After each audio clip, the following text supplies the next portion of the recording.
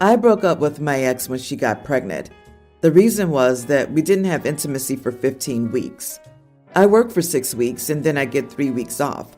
I was home for 5 days during the 3 weeks and we didn't have any intimacy. My grandfather had passed away, so I went out to my grandma's house to help her. So there were 15 weeks where any kid she got pregnant with was not mine. She didn't tell our friends and family that information though, so they all thought I was just an irresponsible idiot who knocked her up and ran away. On the off chance that she got pregnant before those 15 weeks and she just didn't know, I said that I would agree to get back and pay child support if it was mine. She said she didn't want me back, just child support. So be it. I understand how evil I would be if I was wrong. I was not. The baby boy was born right after the amount of the pregnancy for it to have happened while I was not the father. A bunch of our friends and family are insisting that I should pay child support because we were together when she got pregnant. She even tried taking me to court. I just paid a lawyer to deal with it. I'm not the father. We weren't living together. I'm not on the birth certificate. This is not my problem. She's going around crying to people that I'm a monster for leaving her like this. She said that she would have never have had the baby had she known that I wouldn't stick around to help. Blah, blah, blah. Most people are on my side now, but not my mom, my sister, one of my aunts, and several friends. So I made a public Facebook post. I said that everyone who thought I should pay child support could sign a contract stating that they would help pay the child support and that I would match whatever they paid. But it had to be a legal contract and it had to be for 18 years. Nobody signed up. I posted screenshots of messages from all of them saying that I needed to step up. I got blocked a lot. My sister, who's friends with my ex, said I was an idiot for expecting other people to pay child support for a kid that wasn't theirs. I took a screenshot of that message, which is the header of my profile on Facebook. My sister blocked me. My mom finally understands that I'm not willing to throw away money. She's just sad because my ex is her friend's daughter. This whole thing made me seem like an idiot, but I don't think I'm an idiot for pointing out their hypocrisy. Edit. When I say I was not, I meant that we got a paternity test, and I proved that I'm not the father. I just didn't go by time or anything like that. The kid isn't yours. You're not the idiot. She not only cheated, but got pregnant with another guy's child, and she expects you to pay child support. And I like your idea of the friends and the family pushing you to pay it to match their contribution. But the execution might have been not the best, putting it out on social media. I would have just ignored or blocked the people who would tell me to pay child support if I were in such a situation. Your ex is the biggest idiot here. Ex is the biggest idiot, but not the only one. Mom, friends, and aunt keep her excellent company in the land of idiots. They should have stepped up and supported her then. And who cares if she's your sister's friend? Your sister probably knew that she was cheating on you. Did you ask her that? And your friends too. Your sister is also an idiot. She said that you're an idiot to expect other people to pay for a kid that's not theirs, but she wants you to do that? It was smart to put those screenshots on there. They may have blocked you, but everyone else is seeing it. Where's the guy she cheated on you with? Why aren't they going after him? She probably doesn't know who the real baby daddy is, or if she does know but can't say because he's already got a wife. But I don't see the need for public Facebook posts. Just move on. Friends and family are there for you or they're not, but don't dwell on them. You know the truth and the courts do as well. And I'm sorry, but the women in your family are awful. My daughter-in-law lost both of her parents, her mother earlier this year, and her dad when she was a teen. I love her like she's my own, and I'm so proud of how far she's come. I'm very involved in my church, and we were planning an event for moms and kids. It coincided with my monthly sack lunch ministry for seniors. So in the morning, we'd all make the lunches and then we'd do other things. Make friendship bracelets, run around, grill, tie-dye, etc. My daughter-in-law is not religious, but she does like to give back. So when I invited her, she accepted. We got the lunch supplies and she helped with the lunches. She even offered to go deliver them to our organization since she has a big car. This is when the church organizer, Kathy, started an issue. She thanked my daughter-in-law and said that would be all we needed from her all day and she could go home after. I said, no, Daughter-in-law's here to spend the day with me and have fun with everyone. Kathy had the gall to make an ugly face and said, "She's not anyone's daughter." I said, "That's okay, she's my daughter-in-law," if Kathy didn't know. Kathy made another ugly face and said that it didn't count and that she didn't even belong here, which ruffled my feathers. Everyone should be allowed. If one of the dads had wanted to come join us, I would have said yes. Who cares? We got into an argument, and my daughter-in-law ended up crying. Again, she just lost her mom. She left and told me to have fun. I rounded on Kathy and told her that what she'd just done was as unchristian as I'd ever seen. And if she can't find it in her heart to welcome everyone to our events, she should not be the volunteer organizer. Kathy told me tough cookies, and if I didn't like it, to take it up with the church office. A few other members overheard, and as I got ready to load up my van for the sack lunches, a few helped me and talked about how awful Kathy had been. After I left, they all cornered Kathy and said they would all speak to the church office. She isn't the organizer anymore and has been for over 2 decades. She ended up confronting me after church, raising her voice, getting in my face, etc. She told me I had ruined her life over my daughter-in-law not belonging to the church, and that she hoped I was happy. I admit I did feel bad after that, but I'm not sure if I should. Not the idiot. And please, please, please, don't feel bad that the angry old woman ruined her own position at the church. I was raised in a church, but my family fell out when people like Kathy started taking all the leadership positions, and no one stood up to them. That church has since become a haven for hatred, and it makes me so sad. People like Kathy give religious people a bad name, and they don't deserve any power within the church. Wow, what a cruel, small-minded busybody Kathy is. What harm was there in including your daughter-in-law? Who was hurt by her presence? I love how she was good enough to help with the task and chores, but not good enough to stay for the relaxed fun part? It is very telling that it's all the people who helped you who complained to the powers that be. It means that it wasn't just you who was outraged about Kathy's actions. And I'll bet that it wasn't just about this one incident, that there are other incidents in the past. If getting booted from this one even ruined Kathy's life, then she didn't have much of a life to begin with. Trust me, you didn't cause this. Kathy's own behavior caused this. She simply doesn't want to take responsibilities for her own choices.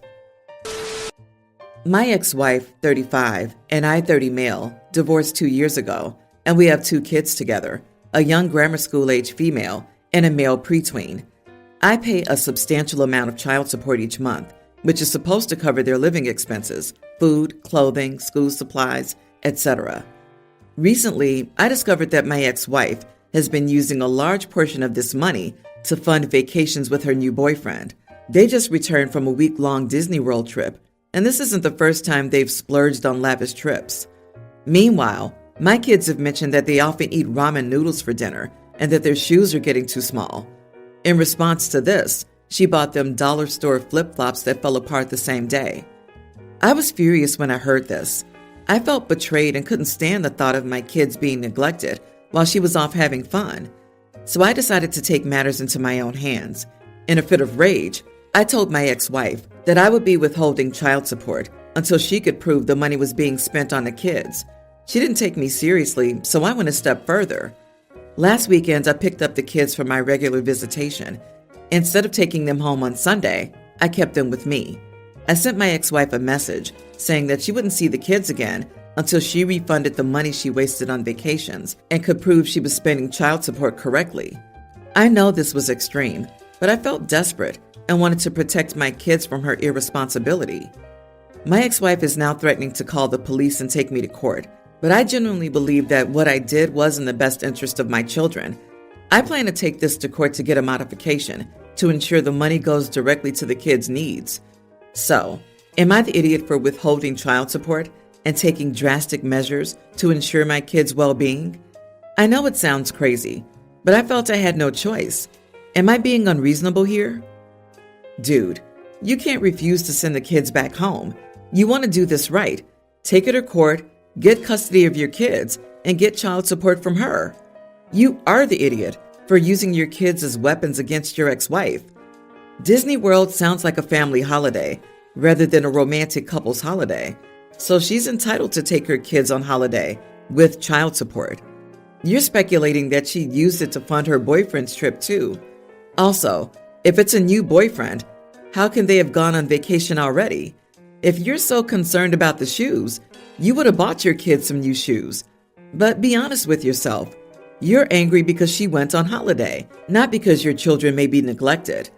Sorry, but I'm not buying this whole, my wife spends all the child support on luxury vacations, and I don't have any custody because I got screwed over. 1. You don't have custody because you obviously have poor decision-making skills, and you're angry that your ex is happy and going on vacation, and you're bitter and angry and using the whole child support issue as your drum to beat.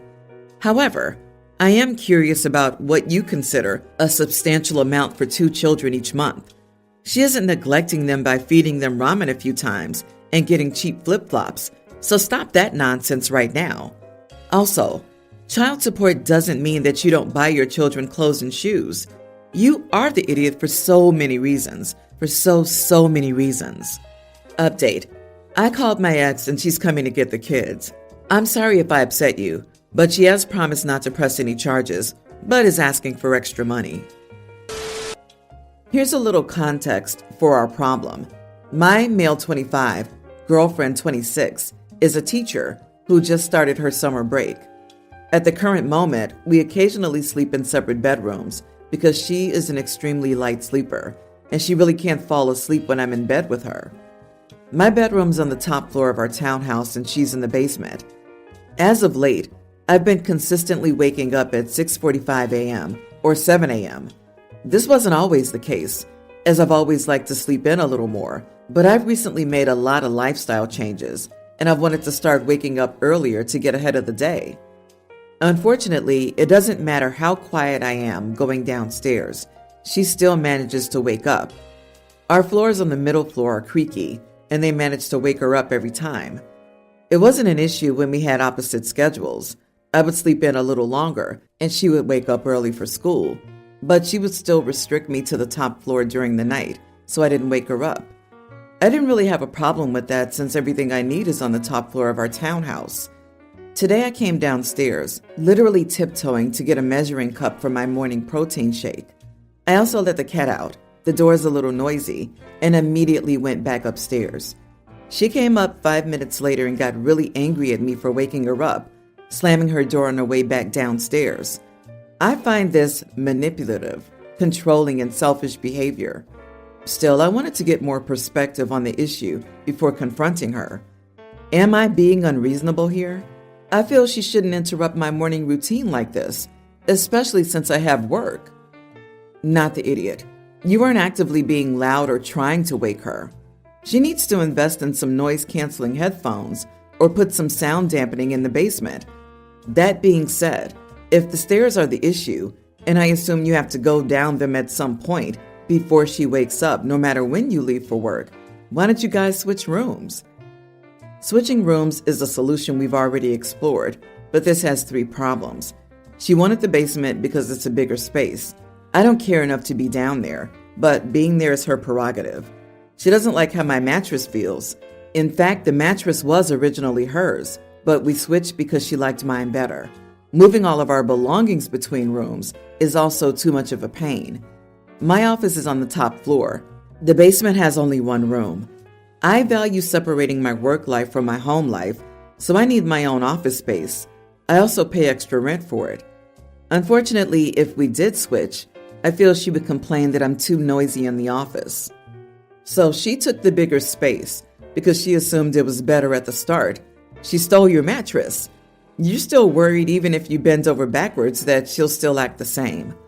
Sorry to say, but your girlfriend sounds like an immature, spoiled brat. And if I were you, I wouldn't still be hanging around. I'm going to assume that these aren't the only flags of bad partnership, but it's the one you've noticed because it's a recurring issue. Her issue, by the way, not yours. Your girlfriend sounds like a massive idiot. Apologies for being so blunt, but it sounds like she's treating you like a lodger rather than a partner. My brother was married for many years and had 3 children with his ex-wife. 7 years ago, they divorced. 4 years ago, my brother got serious with his current wife, and they have 2 children together. one born and another on the way. My brother's children from his relationship with his ex-wife are now all teens and young adults, 19 and under. It was pretty clear from the get-go that the kids weren't okay with him remarrying. They pulled back and he followed them so they wouldn't withdraw too much. He tried to get them and his wife on good terms and them to come to terms with his new babies on the way. No matter what my brother does, the kids are not okay with it. They told him to his face that they don't want a step-family, so they're choosing not to have a relationship with him. He's ignored this, and he continues to chase them. He's tried therapy, but the kids refuse to participate. They went physically, but said nothing. He's tried going out with all the kids to eat and encouraging them to interact with the youngest, but they didn't. Now 2 of them no longer go to his house at all and make zero effort to stay in touch, while the younger of the 3 goes only when legally obliged to and uses all their time doing other things, so they're not with them. The reason for all this is they don't see blended families as real families. They don't want to be in one, don't want to accept siblings who aren't full-blooded siblings, and do not want to have a parent spouse in their lives. Nothing and nobody can change their minds. They don't see blended families as positive or even a neutral thing. It's all negative to them. That's a whole thing that I won't go into too much, but they told my brother about it. So when he spoke to me recently about how sad it makes him, I empathized with him and offered him a shoulder to lean on and support. I told him he did all he could to make it work. When he said he just didn't know what to do, I told him he needed to start listening to the kids instead of trying to make things work. I reminded him that the kids have been very clear about their feelings on his remarriage and additional kids, and if they refuse to give therapy a go and refuse to be around them, then he needs to listen and refocus, because it won't do his younger 2 kids any good to be rejected constantly. And it won't bring the kids in if they're so anti-blended family. He's told me he's very disappointed that I wouldn't see that he couldn't do that as a parent and that it's his job to keep trying and never give up. Am I the idiot? Not the idiot. He wants what he wants. What his children want isn't important to him. You've done as much as you can. Pretending that it'll all turn out as he wants isn't going to help him. Has he ever considered his children's disappointment? With what? The fact that their father is an adult and has a romantic relationship with someone? Sorry, but the kids are being the idiots here. This isn't about forcing a relationship with anyone. This is about dad's kids writing him off for having a relationship. That's why they're idiots. Do you think it's reasonable for the kids to demand he live his life alone? I just wonder if they were taught to be anti-blended family when the divorce started as a way to separate them from their father. This is a no-win for the brother. He didn't run right out after the divorce and remarry. He waited 4 years. Did they think he should stay single forever?